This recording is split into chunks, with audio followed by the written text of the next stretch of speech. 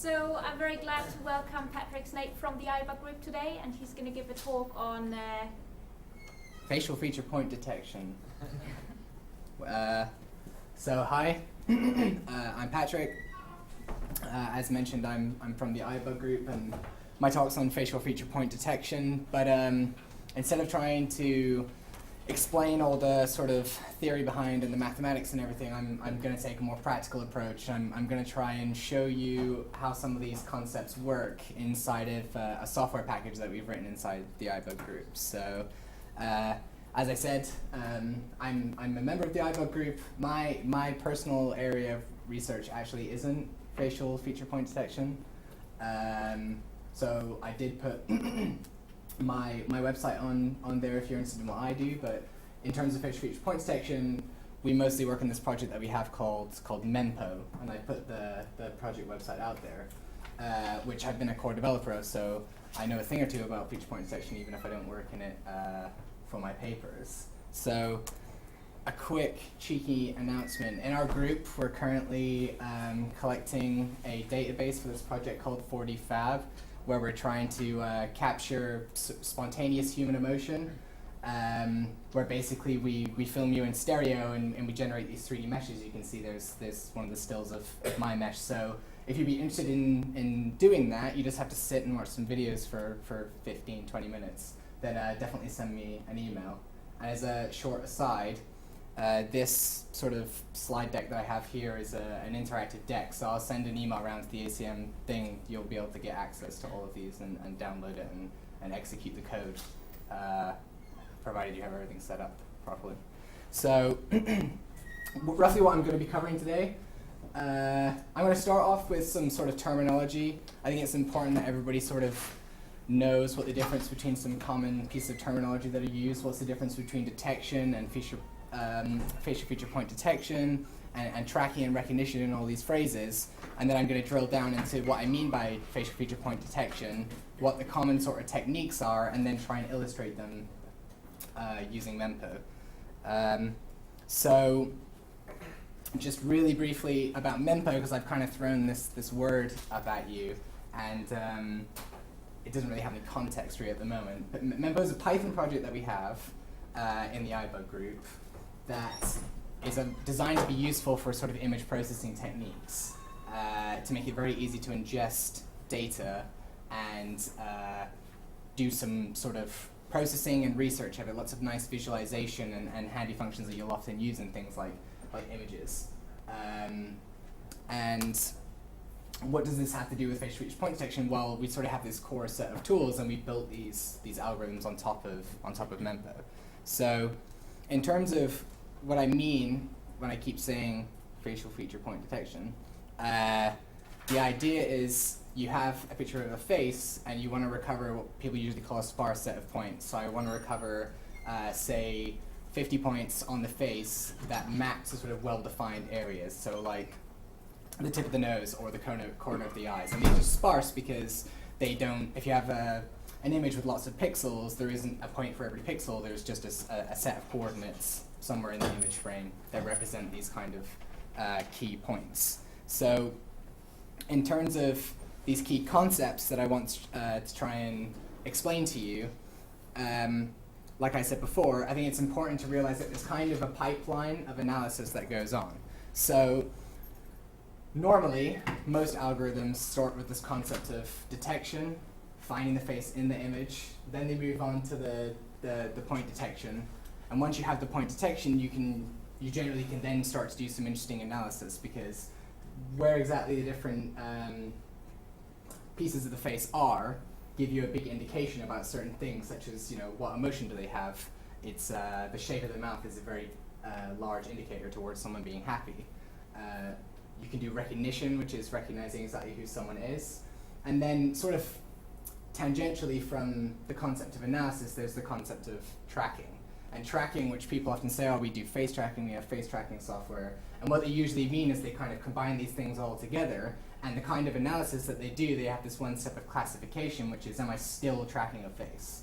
So if you find the face and you find the points, it's very easy to keep finding it, because you can assume that you were very close to where you were in the last frame.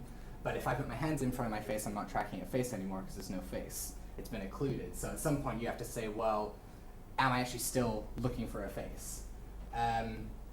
So just to be really clear, by detection, I mean, given an image, find the object inside of it, and not find the object inside of it in terms of like facial point detection, just give you a region that sort of denotes that there's high probability that the object's in that area. So normally when you look at face detection algorithms, they often have this kind of arbitrary threshold, and it might be confusing, what does that mean? And it generally says, well, how certain do I need to be in terms of generally probabilistically that there's a face in that area before I register that as being, okay, I think there's a face there.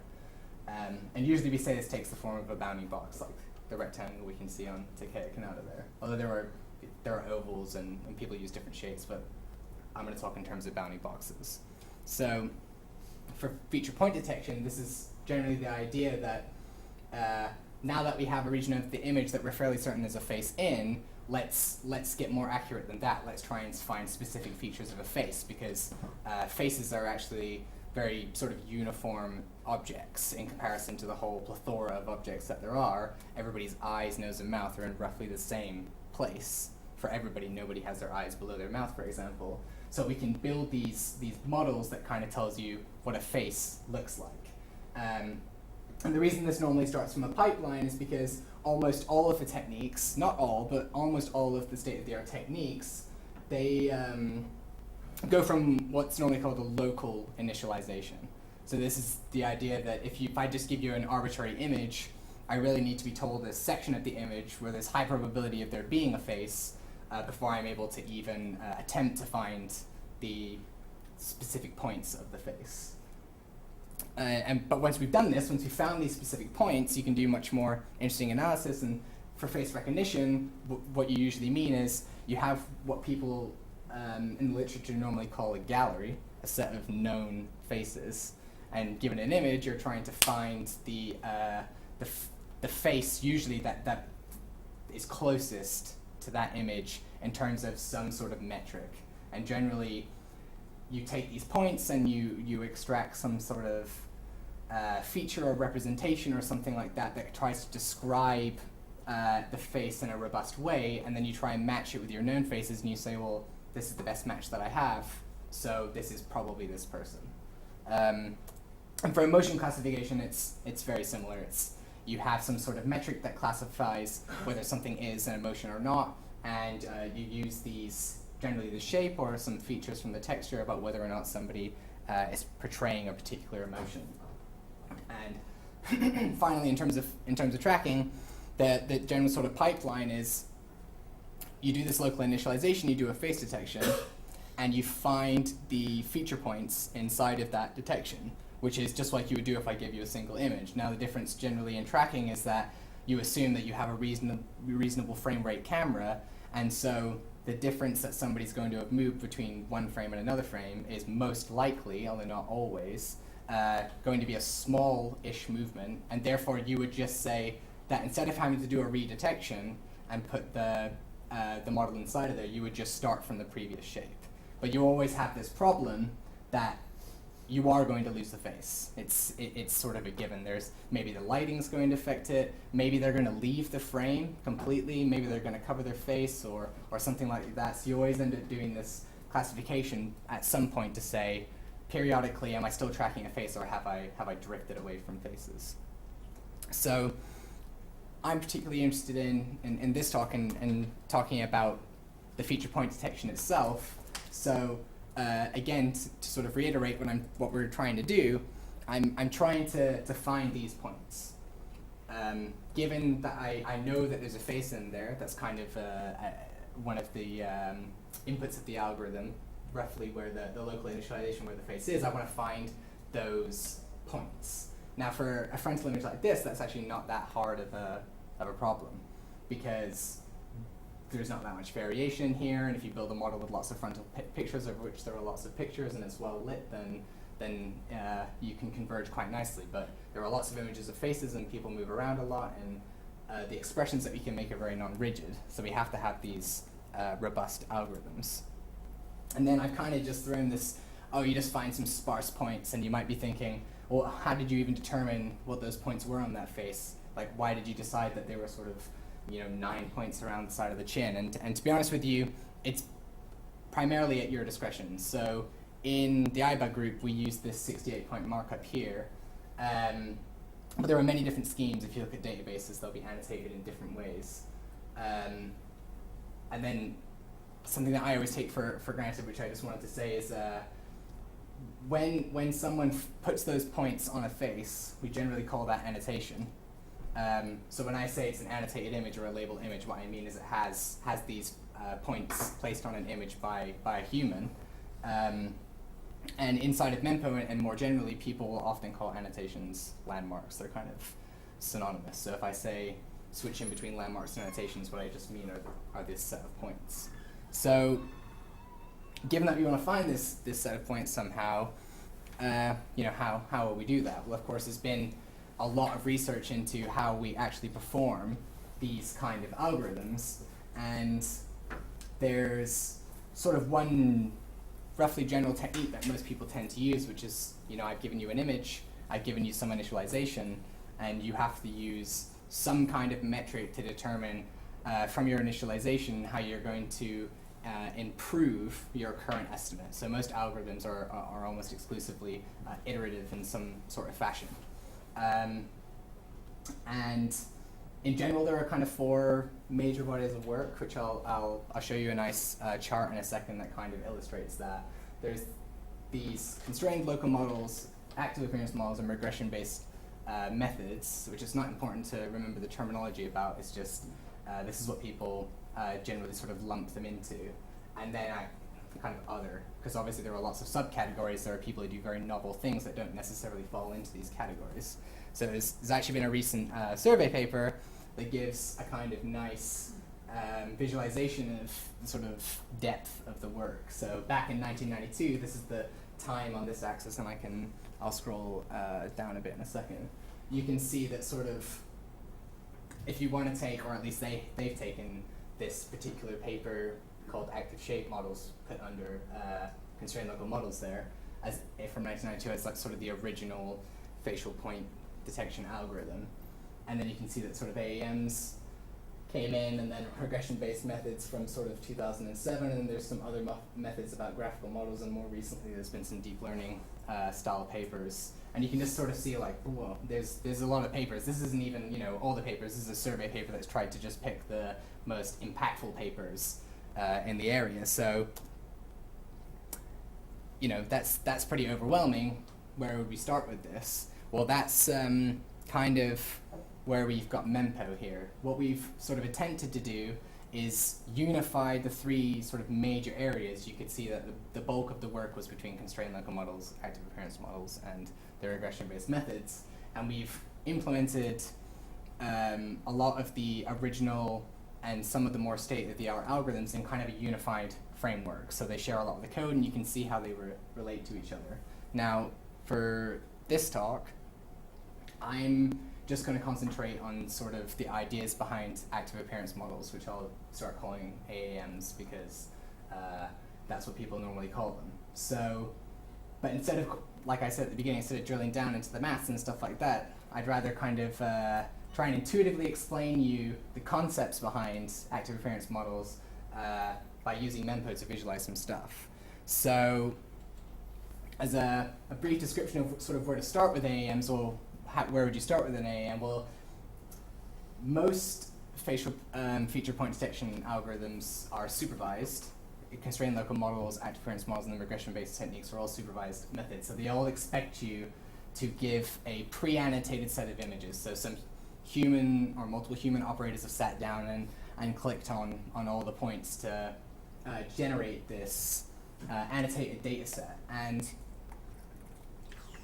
normally, we refer to this annotated data set as the ground truth. These are the ground truth annotations. And because we've got lots of examples that, given an image, the ideal output would be those exact points, then we've got some very strong cues as to what exactly a face looks like. We've got lots of annotated faces.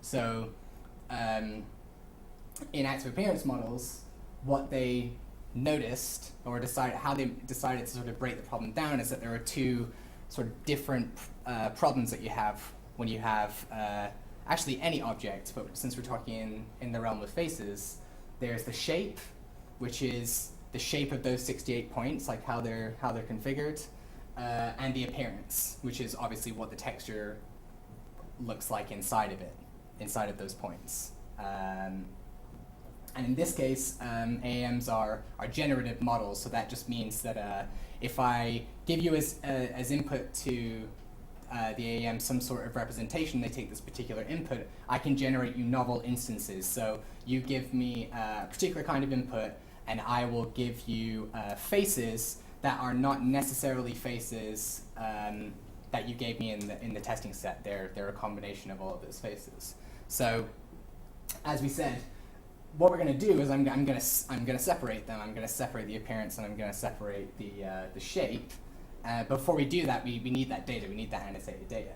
So, what we want to do is let's load some images in, so we can start having a play around. So you can see Mempo is written in Python.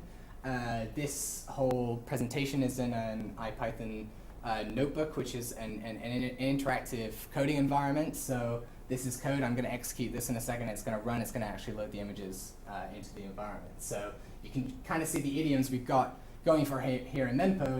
In Python, I've imported the Mempo IO module, which allows me to input and export images.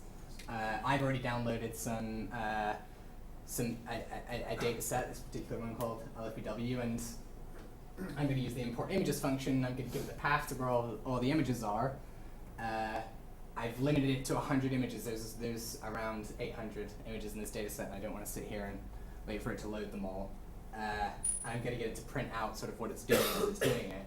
And generally in Mempo, this is quite a common sort of idiom that we often use. So it's like, I'm going to import an image, and I want you to give me the images one at a time. And when you give me an image, I'm going to crop the image, because I know they have ground truth annotations. This might be a little face and a huge image, and I don't really care about all the rest of the image. I only care about the face. So I'm going to crop it to some proportion of the sort of ratio of the landmark. So basically, I'm going to crop it with some padding. It's not going to be like tight. It's going to be with some padding around the image. If it's color, I'm going to convert it to grayscale just so I can save some memory, because this particular model I'm going to build, we don't utilize the color information anyway. And then I'm just going to store it in the list. So providing that I don't have any demo errors, and if I run that, it tells me I'm loading the assets, and it goes through and it loads them all, and it's done. So I've loaded the 100 images, I've got them all in there, and that's great. You have no idea. So, oops. Why don't we visualize them so that we can see sort of what they actually look like? So again, I can embed these interactive widgets in from the project, and I can see like, okay, this is the first image. It's obviously been cropped. It's got the landmarks on. I can hit play here. It's going to go through. It's going to show me lots of the images. That's all really nice. There's lots of faces. I've got this little box that just gives me some basic information about them. Like they have the 68 landmarks that I talked about. They're one channel because they're grayscale. If I did have multiple channels, I could decide to plot them on separate plots and pick a particular channel. For landmarks, I can show you that I have those 68 numbers down all through there. And I can have a legend, because I might want to classify this as the mouth. This would be a separate label, and then that would show up there, and this would be a different color and different numbering scheme and everything. So this is nice if you just load a data set and you have no idea what the data set is. This allows you to just sort of play around, take a look at what you've actually imported. So now that we've got the data in, and I can tell you with some surety that this will all have 68 points and they're all absolutely fine. So now I actually just want to build the AAM. And in Mempo, we kind of use these factory objects because, as you would expect, there's lots and lots of parameters that you can choose on how to build an AAM, and it can be very difficult to try and remember what all the parameters were. So we use these factory objects that you can save down, and then if you want to build them with a different training set, a different set of images, you use the same object, you'll get the same kind of AAM back. So if you look at what I've got here, obviously I've imported the AAM builder. the feature is no op. By that, it basically means that I'm going to take whatever you give me and I'm just going to give it back to you. I'm not going to try and do any processing of it at all. It's a straight pass-through, no operation. This normalization diagonal is slightly confusing to go into depth, but essentially, in a second, I'm going to show you what these models look like, and the kind of scale of the mean shape is determined by this vector. And we're just going to build a single level, so we're not going to do any kind of downscaling or anything like that. We're just going to use the images as you put them in, scaled just to that sort of mean size. And again, I built that factory object I called build. I pass the training images that I just did, and I tell it to be verbose, and it's going to go through, and it's like I'm warping all the images into this mean frame, and I'm building the model, and it's really fast. It's done. It's built the AM. So again, you have absolutely no idea. I could have done anything. Maybe I didn't do anything, and I just printed those things. So we're going to have a look at the shape model to start with, because I think conceptually it's kind of easiest to think about the shape model, because once you understand that, the appearance model follows on quite simply. So without going into the in-depth mathematics of it, the shape model in an AAM is a linear basis that can generate shapes. And so what that means is I basically can take each of the examples I have in my training set, choose weights for them, sort of average them all, combine them all together, a little bit of this one, a little bit of that one, and generate a novel instance. Now, that itself might still be a bit confusing, but it's going to become much clearer once I visualize it. So obviously these are all going to look like faces because I built them from faces. If you built a model of cat faces or something, then all the models would look like cat faces, obviously. So if I visualize this, that just fits, that's good. We can see here I have these points, which are the sparse annotations, which look suspiciously like the sort of annotated set that I showed before, and this is the mean. This is literally like, sum and mean out all of the points of all of those faces that I showed you before. It's a nice frontal face. And these linear combinations that I was talking about are these vectors here. And I can slide them, and I'm going to generate novel instances, which is this generative part of the model. So if we take a look, you can see that first vector there kind of does left to right rotation on the shape model. If I reset, you can look at the second vector, kind of does like up and down rotation. And so you can imagine if I gave you any shape, there would be some combination that would give you at least an approximation of that shape. If I just moved if I spent hours and hours and hours moving all those sliders, eventually I'd be able to get something about, okay, that's roughly what it is. So what the AEM looks to do, obviously, is optimize this to find those weights automatically. So now we can handle, oh, yep, go ahead. There are only 5 parameters? No, I'm only visualizing 5 parameters. There'll be as many parameters as images that you have in your training set by default. That would be like the full variance, the full amount that your AM could, or your shape model could express. Because like I said, you're taking linear combinations of all the images that you've passed in. There's some other constraints that are there, like orthogonality constraints and stuff, but what you just need to take away is that I have these vectors. I'm showing 5 with the highest variance because they give the nicest visualizations, but there'll be a very low variance vector somewhere at the bottom that if I moved. Yeah, actually, that's a good point. I can plot the eigenvalues, and I can show you that the first vector that I had, the left to right rotation, contains lots of the variance, and if I showed you all the way down at the 100th image, and I moved that slider, it would still move the points, but I wouldn't be able to explain to you what that variation was doing. Yeah? Yeah, maybe you mentioned, but what did you give this algorithm as an input? Just a sort of a face already, or? Yeah, I've given it, so I had those 100 images that I loaded. And it's kind of been obscured by Mempo, the fact that every image is annotated, and so the input is sort of dual. It's the pixels of every image for the appearance model and the 68 points that are annotated on each face. So for the shape model, it's just the 68 points of every image. So it's supervised learning, or supervised. Yeah, exactly. And I've chosen the mean face as my sort of reference space that I'm going to work in. which actually becomes, again, like more evident when we move on to the appearance model, because the appearance model is the same sort of linear basis that can generate textures. The textures are going to look like faces because we learned them from faces, but these ones are shape-free. So because the shape model is handling the shape part of it, the appearance is just going to deal with the appearance, and we're going to build the appearance space inside of that mean face. And again, like that becomes a lot more obvious when I show you that I have a very similar thing. This is the mean face from all of those faces. It's clearly in the reference frame of that mean face. And if I move these parameters, this is roughly lighting variation from top to bottom. This is roughly lighting variation from left to right. And then this one is kind of lighting variation in terms of like the intensity around the intensity artifacts that you get when you shine a light straight at someone's face. And again, if you plot the eigenvalues of that, you can see that there's a lot more variation in appearance as you would expect. The cumulative ratio sort of maxes out a lot higher along.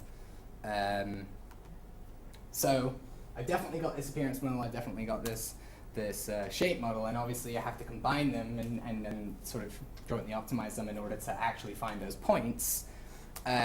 And again, the AM, because it's a single object, I viewed the two shape model and appearance model separately, but like I said, you're generating the appearance, you're generating the shape, you can use them together.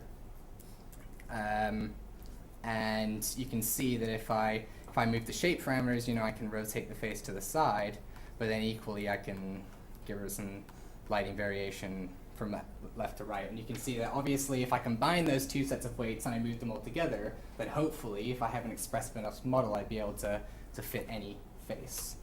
So now that we've got that model that's expressive, we want to load some testing data. This is almost exactly the same. I'm just loading it from another path, and I'm only loading 5 images. Everything else is pretty much the same as it was before. I load it, it's done. And now I actually want to fit the images, and it was a great question about how many of those vectors that do we have. Well, again, we use these kind of factory objects. We keep the full variation so you can save it down if you want, but you might want to tune the variance. You might want to say, like, I only want 90% of the variance left in the shape and the appearance, or I want exactly 5 components, or something like that. And we use, again, these factory objects to be able to do that. So if I build a fitter, then all I need to do is initialize the AAM, and then I can start to fit images.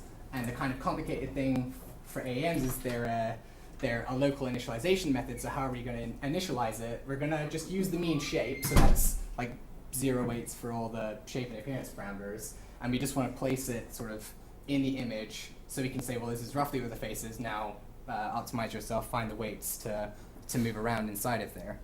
And so generally that means, you do a face detection, you take the mean face, you scale it so that's roughly into the size of the bounding box, and sort of translate it in the image. There's a similarity transform that sort of moves you from the origin to where it is in the image, and then you work in that space there. For the sake of right now, I'm just going to go generate kind of perturbation from the ground truth, and we're going to start from there. So I set a seed so that I know exactly what the results are going to be. For this random initialization. I'm going to take the ground truth shape, I'm going to perturb it with some Gaussian noise, and I'm just going to use that as my initial estimate, as if I've face detected it and then placed it in, just because that's going to be faster. So this is going to return one of these fitting result objects, which again has nice visualization. So if I run that, it goes through, bam, bam, bam. I set the ground truth as well, because that gives me these nice errors so that they're known, and it gives you a bit of information when you print the fitting result, what the initial, the final, and what you actually did. And so if we actually view one of those, we can see, okay, there's the final result. And I show you that, and you're like, well, what does that mean? I mean, yeah, I didn't even know where you started, so it could be anything. So I can show you what the initial shape was. So that's what the initial shape was. That's where we ended up.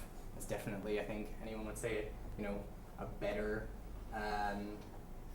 estimate of the true points. I can show you the ground truth too, and then maybe you would say, okay, it's not actually that good, but that's fine.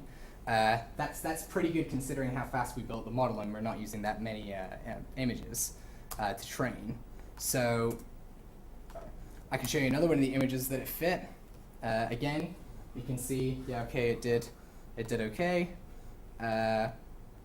This time, if I show you the initial shape, you might be a bit more impressed because that's really not that great at all. But it's not terrible. But it's still definitely, you can see that it's definitely managing to recover the weights for that algorithm. But I mean, like, everything isn't perfect.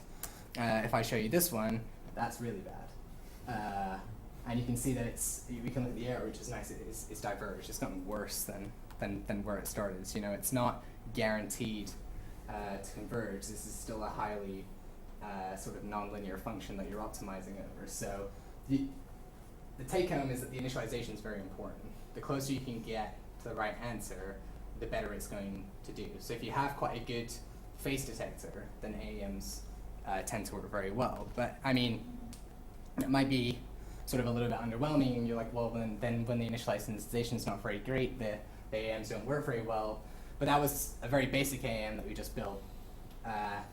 State-of-the-art AEMs tend to use these things that we call features, which tend to be hand-engineered. It's the idea that if I give you a pixel or a neighborhood of pixels, you're going to try and discern some sort of higher level of information that's going to be robust to common image problems like illumination variance and occlusions and large pose variation. So normally, we would use something like histogram of oriented gradients, which is this hand-engineered feature that's been shown to have application in lots of areas of computer vision. But I don't have time to sit and train a decent model for this now, so I'm just going to kind of hit this, and it's going to go away and load this big fat model that I pre-trained overnight. And luckily, it lets me say, oh, look, here's what I made earlier. And you can see I kind of given a representation of what one of the channels of the hog features looks like for this representation. It's lots of orientations. If I showed you another one, they point in different directions, and so you really get nice edges from this. So this time I want to start for a slightly more difficult image. This has changed a bit because now in Mempo we ship with some built-in assets, so I'm going to load one of our built-in assets. That's how you do that. It's this classic Breaking Bad image. I'm going to crop it and convert it to grayscale, and we'll just have a look at what that looks like. And it's great. There's Walter White. Someone's annotated that. That's brilliant. And we want to fit that. Now this is a hard image to fit because there's quite a lot of pose variation. He's wearing glasses. He has a mustache. One of his eyes isn't really totally in the frame there. So again, he says, and he gets an error he hasn't seen before. Yes, the curse of doing demos. Yeah, it might be masked. Oh, nope, it's fine, because I forgot to run this. There it is. That's because I was using the previous fitter. I got to build the fitter again. I completely forgot. My own framework that I worked on, I can't even remember how to use it. So I built the fitter. I had the model loaded, and I needed to build the fitter. I could have done that in that hidden bit, but I wanted to show you that sort of, I've loaded the model, and I can change these parameters. I'll get different results. So we've already loaded him, which is great. Now if I fit it, okay, thanks. And again, we've done the same sort of thing. I've taken the ground truth shape, I've perturbed it with some Gaussian noise, and I've just, I've given the Breaking Bad image in, I've given an initial shape, I've given the ground truth, and I put the fitting result. And we can see again, I get these obscure root mean squared errors. And again, what we want to do is just view it. We can see, okay, that's where I ended up. And you're like, oh, okay. What does that actually mean in context of where you initialized? And it's like, well, can't really see that. There we go. You can see it was initialized very poorly. So this, this eye isn't anywhere near where it's supposed to be, and we've still managed to converge. The mouse done, although it doesn't really look like it because there's a lot of mess, it's done a particularly good job, and this boundary is dealt with the nose well. So you can get really good results with really hard images if you use the latest state of the art, which we have. Now, that's not all that MemPo provides. Like I said, we have active appearance models, we have constrained local models, we have these regression-based techniques, one of the most popular of which, if you search for these kind of techniques, will be the supervised descent method. We are different from most packages because we provide both training and fitting code for both. You'll find lots of fitting code with pre-trained models, but we really want you to be able to explore with what happens if you have your own data or play with those parameters in order to try and find better models. But in general, all these algorithms that we've implemented are just implemented on this lower level core, which is this idea of being able to quickly warp the images and view them and apply features to them and kind of have a playground to have a look at how you can do these kind of image processing techniques. And we also support meshes. So if you import an OBJ, and if I had that frame that I showed at the very beginning of myself that's been scanned, I can import that in, I can visualize it, I can rasterize it, I can create an image from it, and there's lots of nice tools that we have. So outside of MemPo, just as a kind of aside, if you were to sort of Google around about this and take a look, the current state of the art from last year, these are 2 papers from Computer Vision and Pattern Recognition Conference 2014, very similar papers. These latest regressing techniques are really fast, really fast. This is 3,000 frames per second, so it's really fast, and that's 1,000 frames per second, but I've read some people who've been looking into it, and they say these are very similar. You can get even faster with that technique, closer to 3,000 frames per second. And in particular, these can run on mobile phones because they're so lightweight. So that's the kind of state of the art. We've got a nice playground for these, the bulk of the literature, but if you just wanted something that was like, oh, I want something that's super fast, I want to run it on the mobile, those are the current state of the art. There's an implementation of this one in a particular package, not of this one though, that's from Microsoft Research. So yeah, but AMs can still be good. I mean, in terms of what I've just shown you, they're not that bad. They're particularly good if you have occlusions. I haven't shown you, but if you have big hands in front of faces and things, AMs do pretty well. So that concludes my talk. So thank you very much for listening. Does anyone have any questions?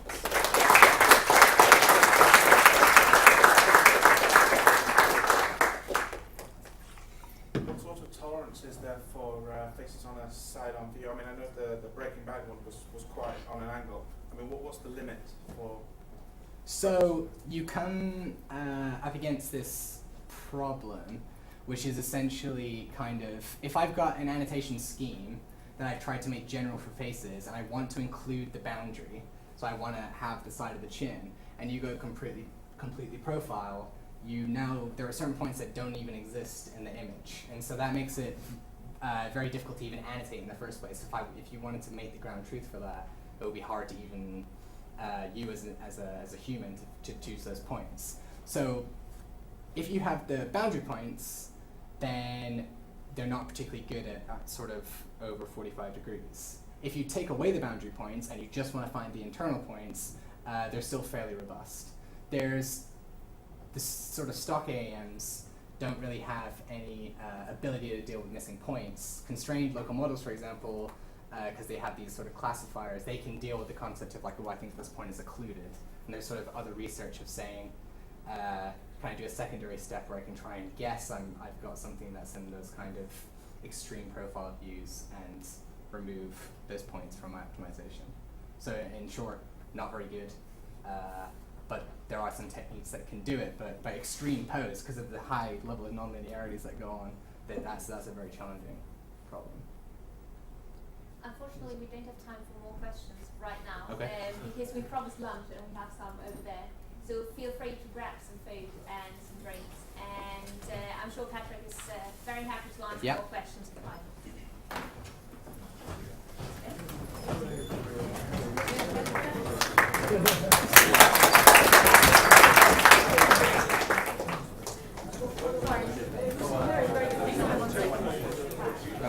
Very nice. I ran over about 5 minutes. Let me try doing it just